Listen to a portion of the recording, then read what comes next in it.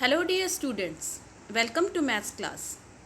आज हम profit and loss chapter की वर्कशीट 2 डिस्कस करेंगे, जिसमें आपको कॉस्ट प्राइस के साथ साथ कुछ एक्स्ट्रा चार्जेस भी दिए होंगे। जैसे कि आप मार्केट गए, आपने वहाँ से कोई बेड ख़रीदा और उस बेड को आप हाथ में तो नहीं लेके आ सकते ना, उसको उठाने के लिए आपको कोई रिक्शा या कुछ ना कुछ ट्रांसपोर्ट आपको करनी पड़ेगी।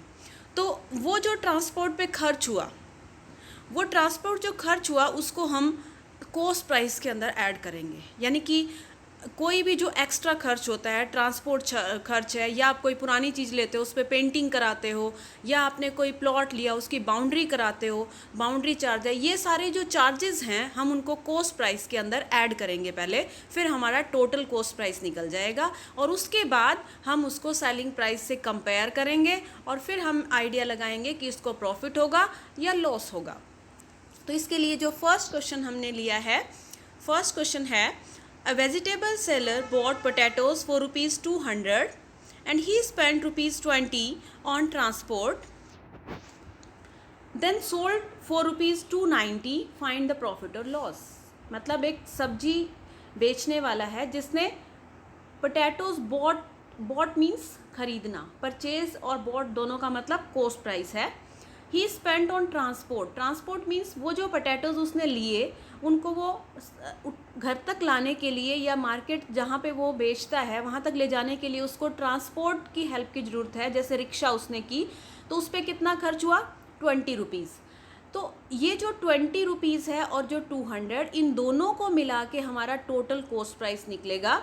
सेलिंग प्राइस कितना है, 290। अब उसने 220 में लिया और 290 में बेचा, तो इट मीन्स इसको क्या होगा, प्रॉफिट होगा। ये तो हमने स्टेटमेंट को पढ़ के जज कर लिया, लेकिन अब लिखना कैसे है।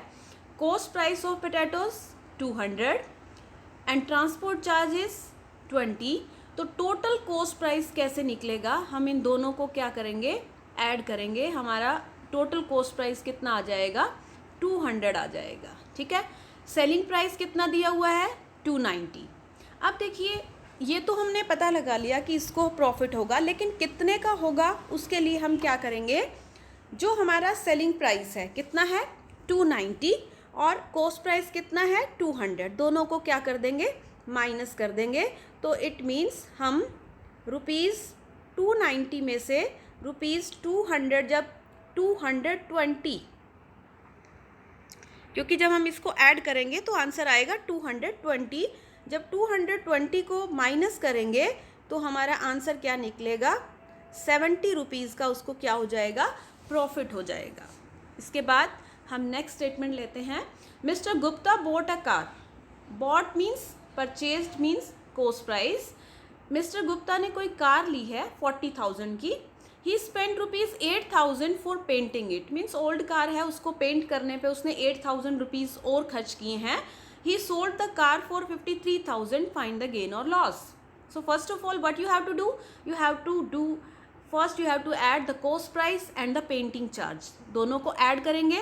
तो ऐड करने से हमारा आंसर कितना आ गया, 48,000। अब उसने 48,000 की कार ली और 53,000 की बेची, इट मीन्स इसको क्या होगा, प्रॉफिट होगा।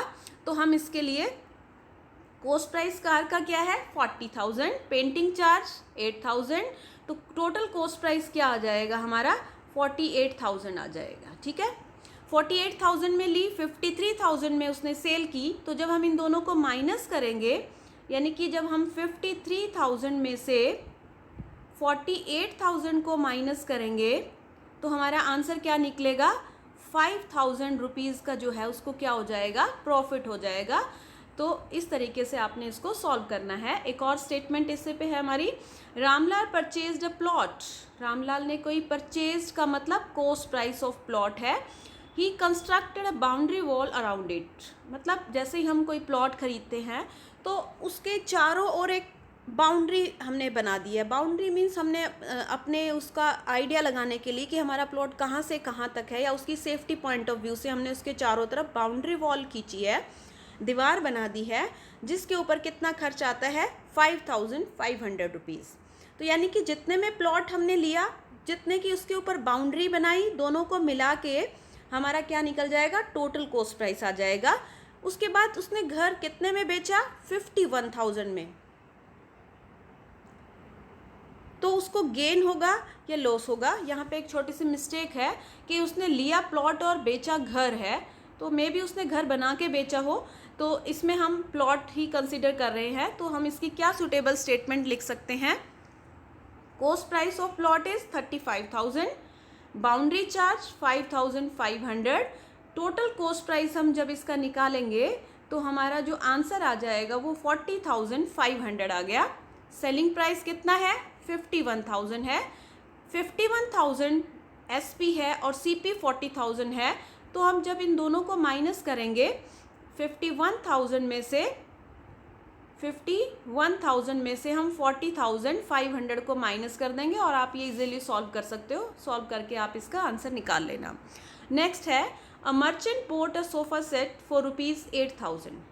एक मर्चेंट है, व्यापारी जिसको हम बोलते हैं, बॉट मीन्स खरीदा उसने, सोफा सेट 8,000 का खरीदा। He sold it to his friend for ₹10,000, और उसने वो सोफा सेट अपने दोस्त को कितने में बेच दिया, 10,000 में बेच दिया। If the merchant had spend ₹200 on transport, देखिए इसमें एक लाइन को उन्होंने आगे पीछे कर दिया है, थोड़ा सा माइंड को चेक करने के लिए कि आप इसको किस तरीके से ध्यान से स्टेटमेंट को पढ़ते हो कि नहीं पढ़ते हो। अब देखिए मर्चेंट ने ही खर्च किए हैं कितने, 200, किसके ऊपर, ट्रांसपोर्ट पे। तो अभी तक हमने जितने भी क्वेश्चन किए हमने देखा है कि जो टोटल कॉस्ट प्राइस है उसको हम कैसे निकालते हैं, कॉस्ट प्राइस में ट्रांसपोर्ट या पेंटिंग या बाउंड्री चार्ज को ऐड करके टोटल कॉस्ट प्राइस निकालते हैं। तो इन्होंने आपके माइंड को चेक करने के लिए स्टेटमेंट को पीछे डाल दिया है कि आप कहीं इसको पीछे वाले में तो नहीं ऐड कर दोगे, लेकिन ये ध्यान रखना है कि मर्चेंट ने खरीदा है ना, मर्चेंट ने खर्च किया है, तो इट मीन्स कॉस्ट प्राइस के अंदर ही 200 ऐड करेंगे, उसके बाद उसको एसपी से हम कंपेयर करेंगे। तो इसमें cost price of sofa set कितना है, 8,000, ट्रांसपोर्ट चार्ज कितना है, 200। तो हम जब इन दोनों को ऐड करेंगे तो हमारा टोटल कॉस्ट प्राइस क्या निकला, 8,200। अभी देखो उसने सेलिंग प्राइस कितना है, 10,000। ऑब्वियसली उसको क्या होगा, प्रॉफिट, क्योंकि सेलिंग प्राइस ज़्यादा है। तो हम क्या करेंगे, एसपी में से जो हमारा 10,000 है उसमें से 8,200 को माइनस कर देंगे। सो आई थिंक 1,800 जो है इसका आंसर आ जाएगा। तो नेक्स्ट जो हमारा क्वेश्चन है, नेक्स्ट में क्या दिया हुआ है, a property dealer purchased a house. कोई प्रॉपर्टी डीलर है, प्रॉपर्टी डीलर मीन्स जो प्रॉपर्टी को खरीदने और बेचने का काम करता है, वो एक घर खरीदता है, परचेज करता है, जो 1,50,000 का। He spend 15,000 on repairing the house. देखिए जब भी हम कोई, जैसे उसने कोई घर खरीदा है, हो सकता है वो काफ़ी पुराना हो, तो उस पर कोई पेंटिंग कराने में या उसके कोई दरवाज़ा खिड़की टूटा हुआ है तो उसके रिपेयर कराने में उसने कितने खर्च किए हैं, 15,000। तो जो ये रिपेयर चार्ज है वो किस में ऐड होगा, कॉस्ट प्राइस के अंदर, टोटल कॉस्ट प्राइस निकालने के लिए। After 6 month he sold the house for ₹this। देखिए आफ्टर 6 मंथ्स, ये सिर्फ आपको कंफ्यूज करने के लिए दिया है। देखिए 6 मंथ्स के बाद, 1 ईयर के बाद, 1 मंथ के बाद, वो जब मर्जी सेल करे, उसकी चॉइस है, वो उसको बेच देता है 2,15,000 में। हमें उसका गेन और लॉस बताना है कि उसको गेन होगा या लॉस होगा। तो इसके लिए कॉस्ट प्राइस क्या है हाउस का, 1,50,000। रिपेयरिंग चार्जेस कितने हैं, 15,000। जब हम इन दोनों को ऐड करेंगे तो हमारा क्या निकलेगा, 1,65,000 जो है, 1,65,000 का उसने घर लिया टोटल। सेलिंग प्राइस कितना है, 2,15,000। तो प्रॉफिट निकालने के लिए क्या करेंगे हम, जो 2,15,000 है उसमें से 1,65,000 को कट कर देंगे, तो जो भी आंसर निकलेगा वो उसका क्या निकल जाएगा, प्रॉफिट निकल जाएगा। तो I hope all the statements are clear to you. So keep learning and stay healthy.